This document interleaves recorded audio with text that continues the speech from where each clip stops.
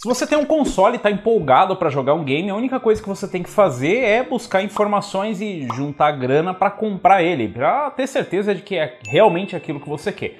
Mas se você está no PC é um pouquinho mais difícil, afinal você precisa descobrir também se o seu PC roda. E muita gente busca as informações na página do game, onde tem os requisitos mínimos e os requisitos recomendados. Mas desde a época quando eu tinha um PC que não era lá aquelas coisas, a gente não dava muita bola para isso. Afinal, os fabricantes costumam errar ou passar informação pela metade. Por isso eu resolvi trazer um teste aqui para vocês para ver se realmente os requisitos batem com a realidade. E o game é o Resident Evil 3. Eu decidi aproveitar que eu tenho as duas placas para os requisitos mínimos e recomendados e trazer um teste para vocês com a R7 260X e a GTX 1060. Será que os requisitos atendem à realidade ou será que a Capcom e a informática não passaram pela época que nós passamos, onde a gente tinha um PC e a gente sempre aceitava o desafio? Esse negócio de, não precisa ver os requisitos, não. A gente sempre colocava o game para rodar e se rodar, rodou, se não rodar, rodou. Ninguém ligava muito para essa questão de FPS, não era uma coisa muito recorrente. Hoje ainda tem uma galera que realmente não liga para isso, só quer saber se é rodável no PC dele. E existem os requisitos desde muito tempo, e lá tá as especificações do que você precisa para rodar o game. Em Resident Evil 3 nós temos requisitos bem modestos para rodar o game, onde requer uma R7 260X ou uma GTX 760 e um i5 4460 ou i5, eu não lembro qual é o i5, ou o FX 6300 e apenas 8 GB de memória RAM. Eu sei que pode ser um pouco demais, apenas 8 GB, mas para os padrões de hoje é bem modesto o requisito.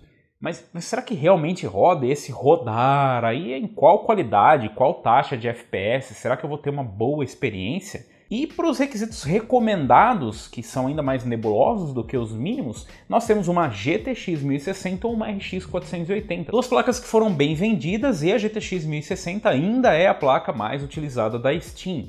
Então, mesmo para o recomendado, ainda é bem modesto. Mas esse recomendado é para rodar quantos FPS? Com qual qualidade?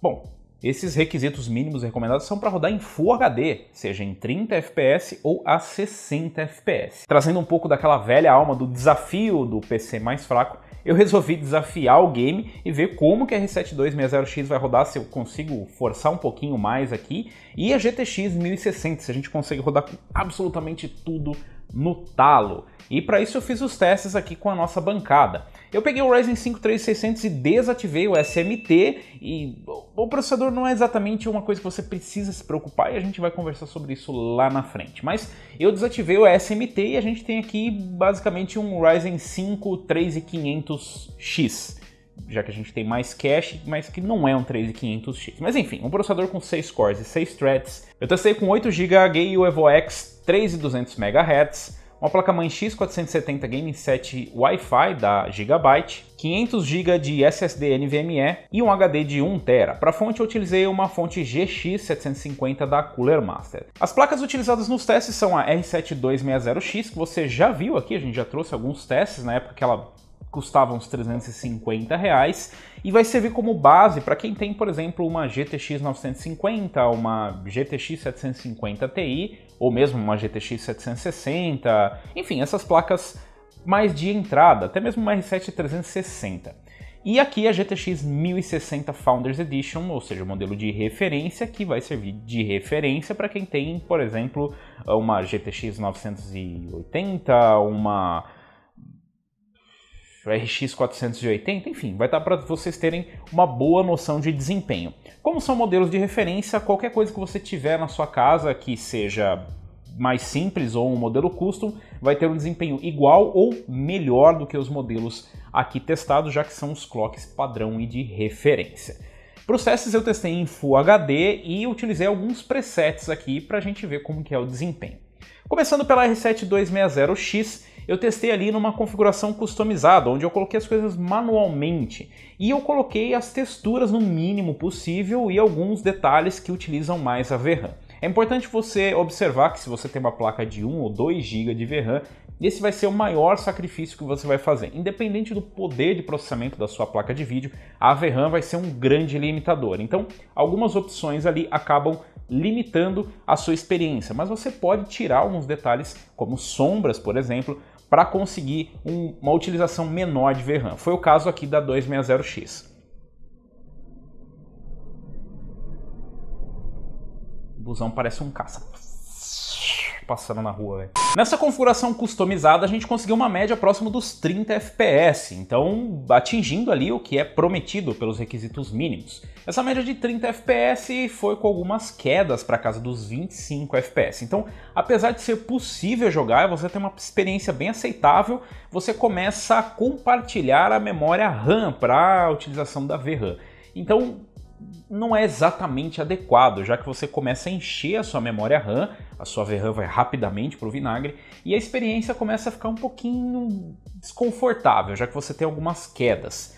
A qualidade visual fica boa mesmo para as configurações misturadas, afinal a gente não tem ali tudo no máximo, mas tem várias coisas com as opções no máximo, no high ou no ultra, e a gente consegue uma boa qualidade visual e é jogável, apesar dessas quedas para casa dos 25 FPS, é bem jogável, uma experiência bem próxima do que a gente tem em alguns consoles. Mas se é possível melhorar, por que não? Então eu fui ali e coloquei uma configuração equilibrada, onde ele mistura um pouco da qualidade visual e do desempenho.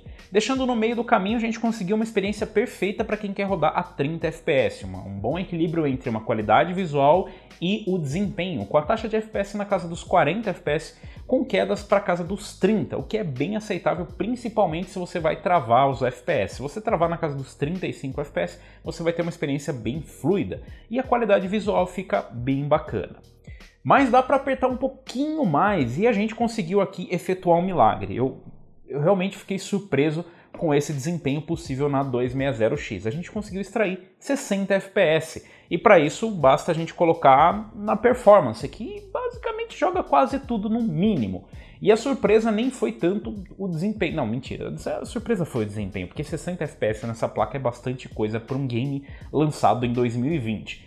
Mas a surpresa é que mesmo colocando várias coisas no mínimo, a qualidade visual não é tão ruim. Óbvio, você perde alguns detalhes, mas dependendo de como você vai jogar, principalmente se você for jogar de repente numa TV ou se você for jogar longe da tela, você realmente não vai notar tanto assim essa queda de qualidade. Em alguns pontos a gente vai encontrar quedas para casa dos 55 FPS, mas na maior parte do tempo a média se mantém nos 60 FPS até um pouquinho mais. Nos locais abertos, onde a gente tem um volume maior de coisa para processar, a gente tem uma taxa de FPS um pouco mais baixa, mas é bem fluida a experiência, a qualidade visual é bem aceitável e para uma placa no padrão de uma R7 260X de, sei lá,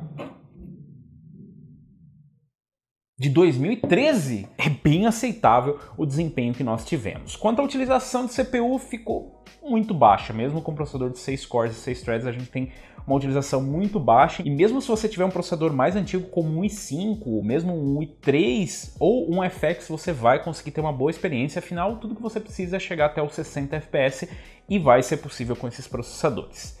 Passando para a GTX 1060, onde a gente espera ter uma melhor experiência, já que ela é a placa recomendada, ou uma das placas recomendadas para ter uma boa experiência no game, a gente testou, obviamente, com tudo no máximo, tudo no talo, como a gente fazia no Resident Evil 2 e como a gente fez nos testes do beta? Não, como a gente fez nos testes da demo. E assim como nós fizemos nos testes da demo, o desempenho foi exatamente igual. Então a gente teve uma média de 80 FPS e mínima de 60. Então, lembra que eu falei para vocês que provavelmente não mudaria a qualidade ou o desempenho para a versão final? Eu estava certo, realmente não mudou absolutamente nada. Então, o que a gente viu de desempenho na GTX 1060, a gente vai conseguir enxergar na versão final, assim como na RX 580 nos testes que você acompanha aqui no canal. Então, se você queria ver como ia rodar o game, uma boa dica era você ter baixado a demo. A experiência final é basicamente a mesma. O que muda são algumas coisas durante a demo que não acontecem durante o game, tá?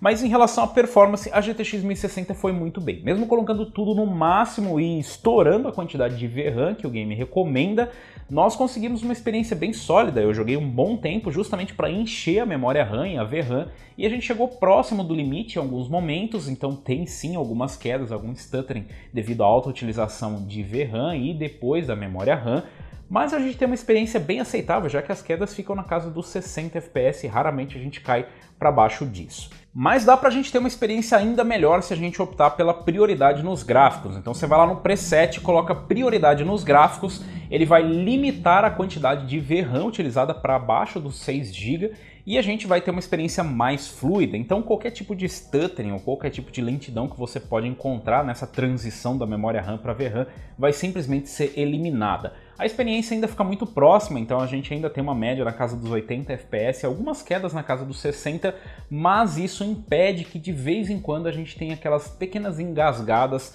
durante esse limite de utilização de VRAM. A qualidade ficou sensacional, tanto no Ultra quanto na prioridade nos gráficos. A qualidade fica muito bacana. Uma coisa bacana é que esse game tem aquela tecnologia, o Fidelity FX da AMD, que foi apresentada durante a conferência e que muita gente não entendeu, mas o que ele faz basicamente é aumentar um pouco a nitidez dos traços. Essa técnica é aplicada e ela funciona tanto em placas NVIDIA quanto em placas AMD, sem prejuízo de desempenho mesmo na R7 260X, o que ajuda bastante, principalmente quando você está diminuindo a qualidade dos gráficos. Então ficou bem bacana. Ainda em relação a 260X, daria pra gente conseguir um pouquinho mais de FPS se a gente diminuísse a resolução. Então se você vai jogar em resoluções menores, como em 1600 por 900 ou 1280 por 720, você vai conseguir jogar mesmo com placas mais fracas, como por exemplo uma GTX 750. Então dá para ter uma boa experiência. O game é bem democrático, mesmo se você tiver uma APU, você vai conseguir jogar tranquilamente o game e pelo menos desfrutar. É bacana que a melhor experiência você consegue já numa GTX 1060, que hoje já não é uma placa tão cara assim, e qualquer placa acima disso você vai ter uma experiência perfeita. Claro que se você for jogar em 4K ou em resoluções maiores, você vai exigir um pouco mais do gráfico, e para isso você precisa de uma placa de vídeo um pouco melhor, mas eu diria que uma GTX 1080, 1070 já é capaz de entregar uma experiência mesmo em resoluções mais altas, ainda que você tenha que fazer algum tipo de sacrifício. No mais, uma ótima experiência com game, 8 GB de memória mais do que o suficiente, CPUs não é o forte desse game, você não precisa se preocupar muito com CPU, você vai conseguir uma boa experiência mesmo com CPUs mais baratos. Então, eu queria saber de vocês, se vocês curtiram o desempenho, se vocês ficaram surpresos com o desempenho da 260X, uma plaquinha de entrada de 2013, que ainda está aí dando um caldo, e com a GTX 1060. Mas eu quero saber de vocês com qual placa vocês vão rodar o game, e se vocês já estão rodando, como que está sendo o desempenho no seu setup. Eu estou curioso principalmente para saber em relação aos CPUs, que CPUs vocês estão utilizando para rodar e o que vocês acharam do game. Para mim, ficou sensacional. Deixa aí nos comentários. Se você gostou, se você curtiu esse vídeo, deixa um like. Se você ainda não é inscrito no canal, inscreva-se no canal e clica no sininho para receber notificações de novos vídeos. E deixe também sugestões se você quer mais testes com a R7 260X, se você curtiu esse formato dos requisitos mínimos e recomendados. Deixa aí nos comentários. Eu vou ficando por aqui. Valeu, falou e até a próxima!